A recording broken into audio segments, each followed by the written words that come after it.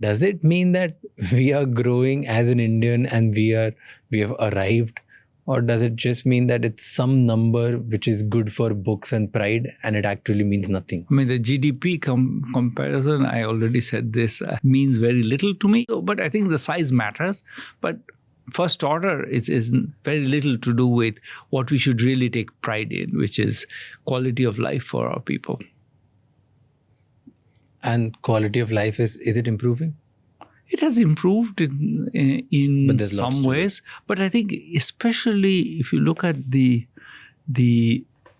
amenities we provide the poor, there I really think, I mean, if you go to the kind of not the central part of Delhi, but like Rohini or Dwarka or places like that.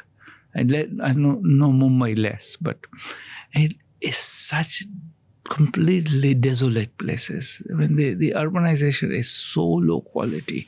There are no parks. There's dusty. Children get to play in the dust rather than in some place which is healthy. I mean, the quality of the air is terrible in Delhi. It's so terrible that people, I mean, some estimates are that, people are losing 10 years of their life. I mean, these kinds of numbers should really, that's quality of life, right?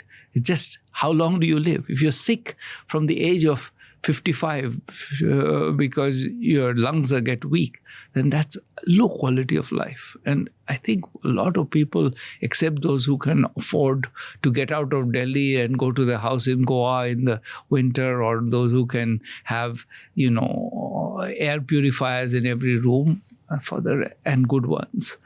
I think for the rest, it's a bit of a... To talk about quality of life, when that's the trade-off. Now the poor are richer in Delhi, but the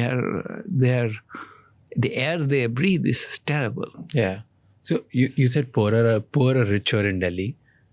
Yeah, I mean that compared to 1990. Okay.